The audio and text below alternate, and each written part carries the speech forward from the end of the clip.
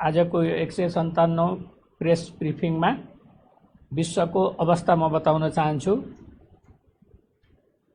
योभन्दा अगाडि आज साङ्केतिक भाषामा दिनेश श्रेष्ठले सहयोग गरिरहनु भएको छ र गेस्टको रूपमा स्वास्थ्य सेवा विभाग उपचारात्मक सेवा महाशाखाका निर्देशक डाक्टर तारानाथ पोखरेल यहाँ उपस्थित हुनुहुन्छ।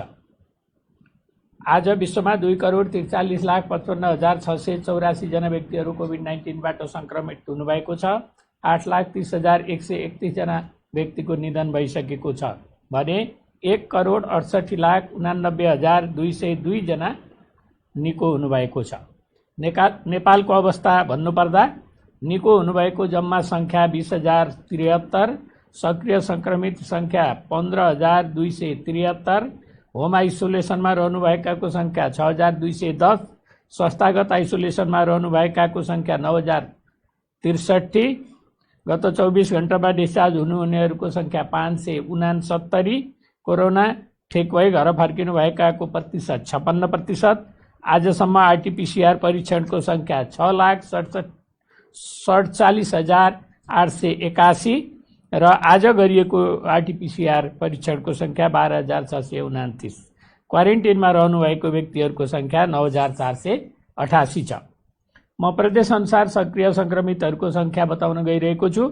प्रदेश 1 मा संस्थागत आइसोलेसनमा रहनुभएको व्यक्तिहरूको संख्या 1,135, प्रदेश 2 1,818, बागमती प्रदेशमा 3,503, गण्डकी प्रदेश 411, प्रदेश 5 मा 983, कर्णाली प्रदेशमा 372 र सुदूरपश्चिम प्रदेशमा 841 गरी 9,063। होम आइसोलेसनमा रहनुभएको व्यक्तिहरूको संख्या प्रदेश 1 मा 377, प्रदेश 2 मा 3,804, बागमती प्रदेशमा 1,528, गण्डकी प्रदेशमा 18, प्रदेश 5 मा 407, कर्णाली प्रदेशमा 27 र सुदूरपश्चिम प्रदेशमा 49 गरी जम्मा 6,210 जना हुनुहुन्छ। म प्रदेश तथा जिल्ला अनुसार रियल टाइम पीसीआर पोजिटिभ परीक्षणको नतिजा भन्न गइरहेको छु। प्रदेश 1 मा खोटाङमा 1 जना, मोरङमा 20 जना, सङ्खुवासभामा 4 जना र सुनसरीमा 38 जना। प्रदेश 2 मा धनुषामा 39, पर्सामा 85, बारामा 30, महोत्तरीमा 7, रौतहटमा 15, सप्तरीमा 22, सर्लाहीमा 6 र सिराहामा 7। बागमती प्रदेशमा काठमाडौँमा 270, काभ्रे पलाञ्चोकमा 13, चितवनमा 45, दोलखामा 2, धादिङमा 1, नुवाकोटमा 7, भक्तपुरमा 41, मकवानपुरमा 63, रामेछापमा 6 र ललितपुरमा 66, सिन्धुपाल्चोकमा 3 र सिन्धुलीमा 5। गण्डकी प्रदेशमा कास्कीमा 2, गोर्खामा 1, तनहुँमा 11, नवलपरासी पूर्वमा 17, पर्वतमा 1, लमजुङमा 3 र बागलुङमा 8। प्रदेश 5 मा कपिलवस्तुमा 21, गुल्मीमा 3, दाङमा 2, नवलपरासीमा 18, प्युठानमा 4, बर्दियामा 1, बाँकेमा 75 र रूपन्देहीमा 72। कर्णाली प्रदेशमा जाजरकोटमा 5, दैलेखमा 12, सुर्खेतमा 9 र सुदूरपश्चिम प्रदेशमा कञ्चनपुरमा 6, कैलालीमा 20, डोटीमा 6, बझाङमा 1 र बैतडीमा 17 गरी देशभरि जम्मा 334 महिला र 777 पुरुष गरी जम्मा 1,111। आजको नयाँ पोजिटिभको संख्या मैले भने र आजसम्म संक्रमित हुनेहरू जम्मा 35,529। प्रादेशिक रूपमा क्वारेन्टिनमा रहेका र डिस्चार्ज भएकाहरूको विवरण यस प्रकार छ। क्वारेन्टिनमा रहेका व्यक्तिहरूको संख्या प्रदेश 1 मा 902, प्रदेश 2 923, बागमतीमा 754, गण्डकीमा 2,366, प्रदेश 5 मा 1,006, कर्णाली प्रदेशमा 501, सुदूरपश्चिम प्रदेशमा 3036 गरी जम्मा 9448। र हालसम्म रोग निको भई डिस्चार्ज हुने भनेको सङ्ख्या प्रदेश 1 मा 1491, प्रदेश 2 मा 4458, बागमतीमा 946, गण्डकीमा 1670, प्रदेश 5 मा 4702, कर्णालीमा 2025 र सुदूरपश्चिममा 4781 गरी जम्मा 20,073। आइसियुमा रहेका व्यक्तिहरूको सङ्ख्या यस प्रकार छ। प्रदेश 1 मा 11, प्रदेश 2 मा 44, बागमतीमा 71, गण्डकीमा 3 र प्रदेश 5 मा 18। भेन्टिलेटरमा उपचाररत बिरामीहरू रहेको प्रदेश र सङ्ख्या प्रदेश 1 मा 2 र बागमती प्रदेशमा 15 गरी 17 जना।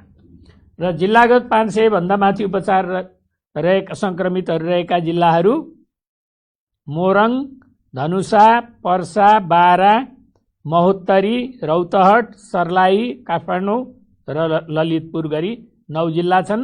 र सङ्क्रमितहरू शून्य भएका जिल्लाहरू 2टा छन्, मुस्ताङ र हुम्ला।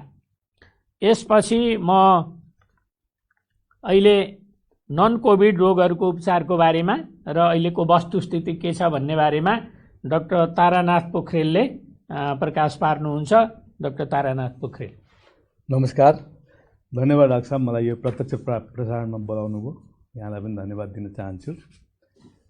र यो अहिले अत्यन्त महत्त्वपूर्ण विषय, विशेष गरी महामारीको अवस्थामा खस्किँदो उपचार सेवालाई अब कसरी उकास्ने भन्ने विषयमा चाहिँ यहाँले मलाई यसबारेमा बोल्ने केही मौका दिनुभयो, यसको लागि धन्यवाद दिन चाहन्छु। जब सङ्कटकाल भन्नाले जनस्वास्थ्यलाई चाहिँ एउटा विश्वव्यापी महामारीको रूपमा घोषणा गरियो, त्यसपछि नेपालमा बन्दाबन्दीको घोषणा गरियो।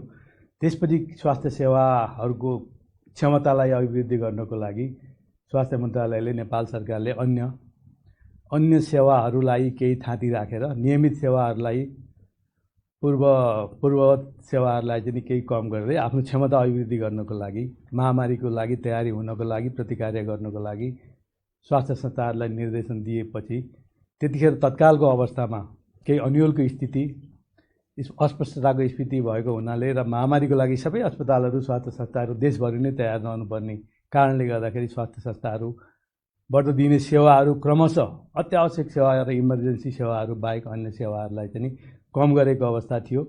त्यसपछि क्रमशः फेरि विभिन्न बिमारीहरूले चाहिँ आफ्नो अन्य बिमारीको उपचारहरू राम्रोसँग नपाएको हुनाले बिमारीहरू चाहिँ एकदमै पीडित भए। त्यसले गर्दाखेरि सेवा नपाएको कारणले गर्दा जटिल भए र कहिलेकाहीँ मृत्युहरू पनि भयो भन्ने कुराहरू आएको हुनाले फेरि मन्त्रालयले त्यसपछि स्वास्थ्य सेवाहरूलाई क्रमशः प्राथमिकताका आधारमा अत्यावश्यक सेवाहरूलाई सुचारू गर्दै जाने भनेर फेरि निर्णय गर्यो, निर्देशनहरू दियो र त्यो सम्बन्धी निर्देशिकाहरू तयार गरेर सम्पूर्ण स्वास्थ्य संस्थाहरूलाई देशभरि नै पठायो र त्यसको अनुगमन गर्दै रह्यो। त्यति गर्दै पनि विभिन्न कारणहरूले स्वास्थ्य संस्थाहरूले, सरकारी, गैर सरकारी र निजी स्वास्थ्य संस्थाहरूले चाहिँ यो सेवाहरूलाई पहिलाको जस्तो पूर्वावस्था अवस्थामा चाहिँ ल्याउन सकेको अवस्था अहिले पनि छैन डाक्टर साहब। र अहिले आएर चाहिँ विभिन्न माध्यमहरूमा चाहिँ हाम्रा सार्वजनिक मिडियाहरू मार्फत चाहिँ नै सभ्य दृश्य सामग्री सहित सामाजिक सञ्जालहरूमा पनि अहिले केही बिमारीहरूले चाहिँ दिनमा 1-2वटा बिरामीहरू चाहिँ सुरुको बन्दाबन्दीको अवस्थादेखि नै सेवा नपाएको भन्ने खालका खबरहरू आउने गरेको हुँदा त्यसमा स्वास्थ्य तथा जनसङ्ख्या मन्त्रालयको ध्यानाकर्षण गम्भीर रूपमा पहिलेदेखि रहेको र अहिले पनि रहेको छ र समय समयमा स्वास्थ्य संस्था, अस्पतालहरूलाई र स्वास्थ्यकर्मी सेवा प्रदायकहरूलाई स्वास्थ्य संस्थाहरू नियमित रूपमा सञ्चालन गर्नुपर्छ र बिमारीहरू जुनसुकै हुन्, कोभिडका हुन् अथवा नन कोभिडका हुन् अथवा चाहिँ दीर्घ रोगीहरू हुन् अथवा सरुवा रोगहरू हुन्, अवस्था हेरिकन अत्यावश्यक सेवाहरूलाई क्रमशः दिँदै जानुपर्छ। सेवाहरू रोकेर नागरिकहरूको अधिकारलाई चाहिँ वञ्चित गर्न पाइँदैन, सेवा विमुख बनाउन पाइँदैन, जसको कारणले गर्दा बिमारीको अवस्था गम्भीर हुन र जटिल हुँदैन भन्ने मान्यताका साथ स्वास्थ्य मन्त्रालयले पटक पटक अनुरोध गर्ने, निर्णय गर्ने गर्दै पनि केही ठाउँहरूबाट स्वास्थ्य संस्थाहरूले सामान्यतया यो अवधिमा स्वास्थ्य मन्त्रालयले गरेका निर्णयहरूलाई कतिपय स्वास्थ्य संस्थाहरूले चाहिँ अस्पतालहरूले, निजी अस्पतालहरूले पालना नगरेको पनि पाइयो, जसले गर्दाखेरि यस्ता घटनाहरू हाम्रो सामु आइराखेका छन्। र भर्खरै पनि एउटा सिन्धुपाल्चोकबाट आएको एउटा महिला, जसको दीर्घ श्वास प्रश्वासको समस्या रहेको थियो। ती महिला उपचारको लागि चाहिँ केएमसी, ओम अस्पताल लगायतका अस्पतालहरूमा आउँदाखेरि उपचार गर्न नमानेको, भर्ना लिन नमानेको र पछि ह्याम्स अस्पतालले चाहिँ 3 लाख रुपियाँ माग गरेको अथवा 3 लाख रुपियाँ भएपछि मात्रै भर्ना गर्छु भनेको र अन्त्यमा शिक्षण अस्पतालमा भर्ना भएको भन्ने खबरहरू पनि आएको छ। र यो आएको मात्रै होइन, सभ्य दृश्य सामग्री सहित सामाजिक सञ्जालमा आएको हुनाले यसमा स्वास्थ्य सेवा विभागको गम्भीर ध्यान आकर्षण भएको छ र यसलाई लिखित रूपमा चाहिँ नै यदि कारबाहीको लागि लेखेर आयो भने तत्काल हामी उपचार गर्न तयार पनि छौँ र यस्ता केही समयमा यस्ता घटनाहरूको छानबिन गरेर उपचार पनि गर्दै रहेको अवस्था छ। र मुख्य रूपमा भन्नुपर्दाखेरि नेपाल सरकारले अथवा राज्यले नेपालको संविधानमा स्वास्थ्य सेवा र शिक्षा सेवालाई चाहिँ मौलिक अधिकारको, मौलिक हकको रूपमा परिभाषित गर्दै यसलाई जसरी पनि नागरिकहरूलाई स्वास्थ्य सेवा उपलब्ध गराउने राज्यको दायित्व हो। यसलाई चाहिँ नीतिगत व्यवस्था, कानुनी व्यवस्था मार्फत चाहिँ स्वास्थ्य सेवा उपलब्ध जसरी पनि गराउनुपर्छ जहाँ पनि भन्ने उद्देश्यका साथ विभिन्न खालका नीति रणनीतिहरू र कानुनहरूको व्यवस्था गरेको छ, लागू पनि गरेको छ र गर्दै गएको छ। अहिले सङ्क्रमणकाल देशको प्रशासनिक संरचनाको अवस्थामा र अहिले कोभिड महामारीको सङ्क्रमणको दुवै अवस्थालाई फाइदा लिएर केही स्वास्थ्य संस्थाहरूले, केही अस्पतालहरूले चाहिँ यो अवस्थामा धमिलो पानीमा माछा मार्ने हिसाबले पनि कहिलेकाहीँ आएका बिरामीहरूलाई चाहिँ समयमा उपचार नगरिदिने, बिरामीको अवस्था हेर्ने, पहिला आर्थिक अवस्था कस्तो छ हेर्ने अनि भन्दा लिने नलिने भन्ने निर्णय गर्ने हिसाबले बिरामीहरू अत्यन्त मारमा परेको भन्ने कुराहरू पटक पटक आइरहेका छ। यसो गर्नु हुँदैन, किनभने यी सबै स्वास्थ्य संस्थाहरू, जुनसुकै तहका स्वास्थ्य संस्थाहरू, सरकारी, गैर सरकारी, निजी स्वास्थ्य संस्थाहरू जुनसुकै तहका हुन्, जुनसुकै निकायबाट दर्ता भएका स्वास्थ्य संस्थाहरूलाई पनि नेपाल सरकारले कुनै न कुनै निकायबाट चाहिँ स्वीकृति गर्ने गरेको छ र स्वीकृति गर्दाखेरि उहाँहरूलाई मापदण्डहरू दिएको छ। मापदण्डको आधारमा उहाँहरूले प्रतिबद्धता व्यक्त गर्नुपर्छ। हामी पूर्वाधार तयार गर्छौँ, जनशक्ति तयार गर्छौँ, नीति नियमहरू मान्छौँ, बिमारीहरूलाई हामी उपचार गर्छौँ र विशेष गरी विपन्न र गरिब बिरामीहरूको लागि 10% सय छुट्याउँछु भनेर उहाँहरूले लिखित प्रतिबद्धता गरेको अवस्था छ र उहाँहरूलाई चाहिँ यदि गर्नु भएन भने राज्यले उहाँहरूलाई अधिकार दिएको हो स्वास्थ्य संस्थालाई र अधिकारलाई मात्रै उहाँहरूले अगाडि अहिले ल्याइरहनु भएको छ। खालि यो भएन त्यो भएन हामीलाई भन्ने कुराहरू र आफ्नो कर्तव्य र दायित्वलाई बिर्सिरहेको अवस्था छ। यसो गर्नु हुँदैन, किनभने बिमारीहरू भनेका चाहे गरिब हुन्, चाहे धनी हुन्, पैसा तिर्न सक्ने हुन्, पैसा तिर्न नसक्ने हुन्, ती सबै हाम्रा वास्तवमा भन्दाखेरि हाम्रा अन्नदाता हुन्। हामीलाई, हाम्रो परिवारलाई, हाम्रा छोराछोरीलाई पढाउने र हामीहरू सबैलाई कार चढेर हिँड्ने अवस्थामा पुर्याउने तिनै बिरामीहरू हुन्, तिनीहरू भगवान हुन्। त्यसैले बिमारीलाई कहिले पनि हेला नगरौँ, बिमारीलाई सम्मान गरौँ, उपचार गरौँ। पैसा छ भने उपचार गरेर पठाउँ, छैन भनेदेखि त्यसको काहीँ न काहीँ व्यवस्था गर्नुपर्छ। राज्यले त्यसको जिम्मा लिन्छ र राज्यले जिम्मा लिएको पनि छ र त्यसको लागि नेपाल सरकारले त्यो मौलिक हक कायम गर्नको लागि कुनै पनि निर्णयहरू गर्न सक्छ स्वास्थ्य मन्त्रालय मार्फत र ती निर्णयहरूलाई हामीले पालना गर्नैपर्छ। यदि ती निर्णयहरू हामीले पालना गरेनौँ, नीतिहरूलाई मान्दैनौँ भन्न पाइँदैन। हामीले पालना गर्न सक्दैनौँ, हाम्रो काबुभन्दा बाहिरको परिस्थिति आयो र त्यसमा चाहिँ हामीलाई गाह्रो छ भन्ने यस्तो लाग्छ भनेदेखि यहाँहरूले चाहिँ स्वास्थ्य संस्थाहरूले, स्वास्थ्य सेवा प्रदायकहरूले स्वास्थ्य मन्त्रालयसँग, नेपाल सरकारसँग बसेर छलफल गर्नुपर्छ। त्यसमा चाहिँ मन्त्रालयले परिस्थिति अनुसार फेरि पनि नियमहरू परिवर्तन गर्न सक्ने अवस्था रहन्छ, नीति निर्देशकहरू, अन्तरिम निर्देशिकाहरू परिवर्तन जारी गर्ने हुन्छ। किनभनेदेखि राज्यले एउटा गरिब नेपालीले जति राज्यको स्रोत साधनहरूको उपयोग गरेको छ, एउटा स्वास्थ्य संस्थाले, एउटा स्वास्थ्य सेवा प्रदायकले हजारौँ गुणा बढी स्रोत साधनहरू उपयोग गरेका छ। कसरी भन्दाखेरि जस्तो हामीले विभिन्न खालका बाटोघाटोदेखि लिएर विद्युतदेखि लिएर विभिन्न इन्फ्रास्ट्रक्चरको प्रयोग एउटा गरिब नेपालीले, एउटा कुना काप्चामा बसेको नेपालीले जति प्रयोग गरेको छ त्यसको धेरै गुणा चाहिँ स्वास्थ्य संस्थाहरूले हामीले प्रयोग गरेको हुनाले तिनीहरूलाई सेवा दिनु चाहिँ हाम्रो कर्तव्य हुन आउँछ। यो कर्तव्यबाट कुनै पनि स्वास्थ्य संस्था पछि हट्नु हुँदैन। यसका लागि स्वास्थ्य मन्त्रालयले पटक पटक निर्णयहरू गर्ने, निर्देशनहरू दिने, निर्देशिकाहरू बनाउने काम गरेको छ र यसको लागि स्वास्थ्य सेवा यसको लागि चाहिँ स्वास्थ्य सेवा विभाग, उपचारात्मक सेवा महाशाखाले चाहिँ अब यी समस्याहरूको निराकरण गर्न, रोकथाम गर्न, यी समस्याहरू जटिल नहुन् र समयमै समस्या समाधान गर्नुपर्छ र यस्ता समस्याहरू फेरि दोहोरिदिनु हुँदैन भन्नको लागि केही कामहरू सुरु गरेको छ। यसमा चाहिँ नि सम्पूर्ण अस्पतालहरूलाई, सबै किसिमका अस्पतालहरू, विभिन्न तहबाट चाहिँ स्वीकृत हुने अस्पतालहरूलाई चाहिँ नियमित रूपमा, प्रभावकारी रूपमा अनुगमन गर्ने, नियमन गर्ने, तिनीहरूलाई सहयोग गर्ने, समन्वय गर्ने एउटा चाहिँ मेकानिजम अथवा एउटा चाहिँ हामीले ढाँचा तयार गरेर मन्त्रालयमा पठाएका छौँ। त्यसपछि अहिले हामीले चाहिँ सबै अस्पतालहरूको आफ्नो क्षमताको द्रुत तरिकाबाट मूल्याङ्कन गर्ने, एसेसमेन्ट गर्ने र उहाँहरूको क्षमताको रेखाङ्कन गर्ने, नक्साङ्कन गर्ने काम भइरहेको छ। अर्को चाहिँ अस्पतालहरूको प्रोफाइल तयार गर्नको लागि एउटा विद्युतीय संयन्त्रको विकास गर्ने काम भइराखेको छ। त्यस्तै सम्पूर्ण अस्पतालहरूलाई नेटवर्कमा ल्याएर उहाँहरूलाई नियमित रूपमा अनुगमन गर्न, स्वास्थ्य कर्मीहरूलाई जोगाउनको लागि, बिरामीहरूको अधिकारलाई सुरक्षा गर्नको लागि र स्वास्थ्य संस्थाहरूलाई पनि बचाउन र जोगाउनको लागि के गर्न सकिन्छ भन्दा स्वास्थ्य मन्त्रालय, स्वास्थ्य सेवा विभागले समन्वय गरेर आगामी दिनमा यो कार्यक्रमहरू सञ्चालन गर्न, अनुगमन गर्न र प्रभावकारी नियमन र सहयोग समन्वय समेत गर्नका लागि, स्वास्थ्य संस्थाहरूलाई पनि सहयोग गर्नको लागि चाहिँ एउटा चाहिँ हामीले नेटवर्क बनाइराखेका छौँ र समय समयमा चाहिँ विभिन्न खालका यस्ता घटनाहरूको छानबिन गर्ने र कारबाही गर्ने कामहरू पनि अगाडि बढाइराखेका छौँ। त्यसैले हामीले वास्तवमा हामीले राज्यले चिन्ने, नागरिकले चिन्ने भनेको यस्तै अवस्थामा हो। हामीले यस्तै विकट परिस्थितिमा सेवा दिएर हामीले चाहिँ अगाडि आउनुपर्छ, चिनिनुपर्छ र मात्रै भोलिका दिनमा सहज परिस्थितिमा यसको मूल्याङ्कन हुन्छ। राज्यले चिन्छ, राज्यले माया गर्छ, राज्यले सहयोग गर्छ र जनताले पनि विश्वास गर्छन्। त्यसैले नडराउँ, खुलेर चाहिँ आफ्नो स्रोत साधनले भ्याएसम्म सहयोग गरौँ।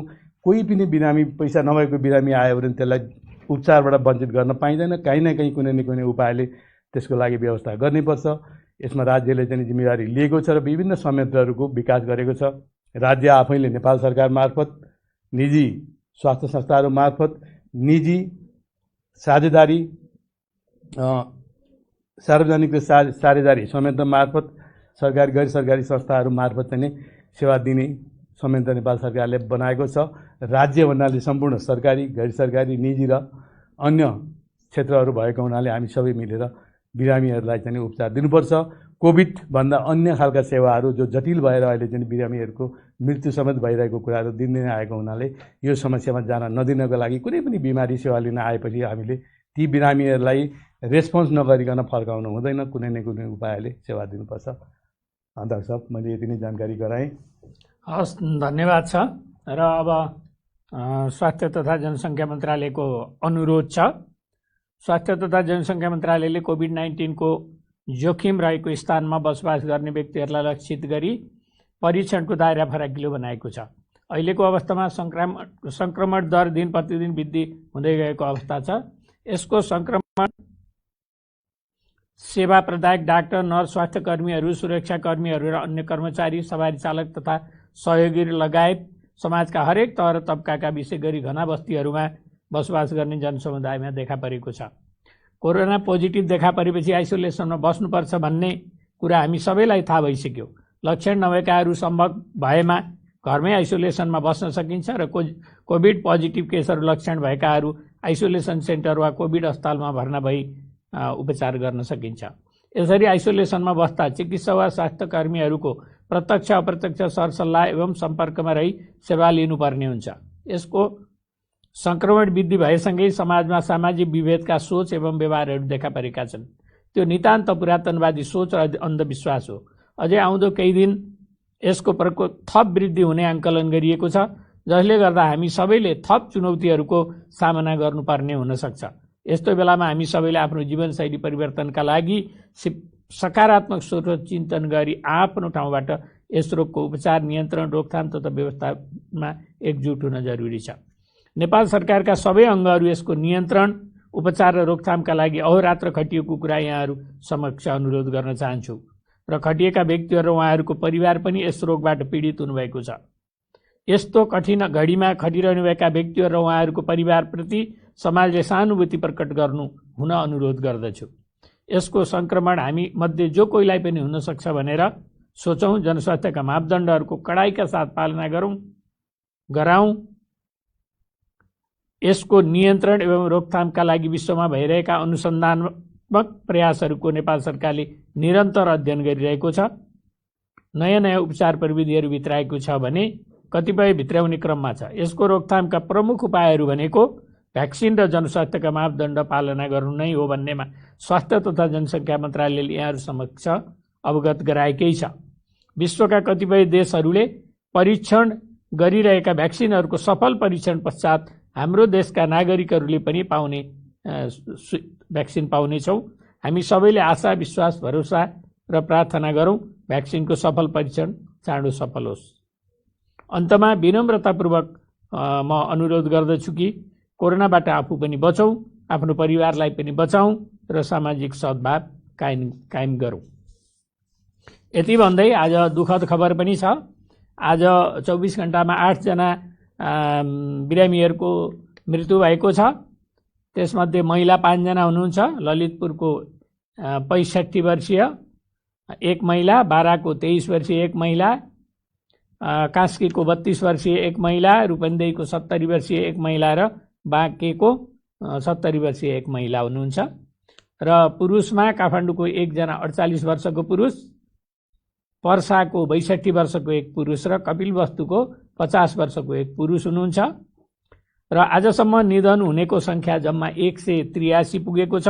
यो संक्रमित हुनेहरूको जम्मा टोटलको प्रतिशतमा भन्दा 0.52% हुन्छ निधन भएको छ। यसमा चाहिँ निधन हुने प्रति स्वास्थ्य तथा जनसङ्ख्या मन्त्रालय हार्दिक श्रद्धाञ्जली दिन चाहन्छ र शोकाकुल परिवारप्रति हार्दिक संवेदना प्रकट गर्दछ। यति भन्दै आजको यो कोभिड-19 को अपडेट यहीँनिर सकिन्छ। डाक्टर तारानाथ पोखरेल, दिनेश श्रेष्ठ सहित अरू साथीहरूलाई म धन्यवाद दिन चाहन्छु र म यहाँबाट बिदा हुन्छु। नमस्कार।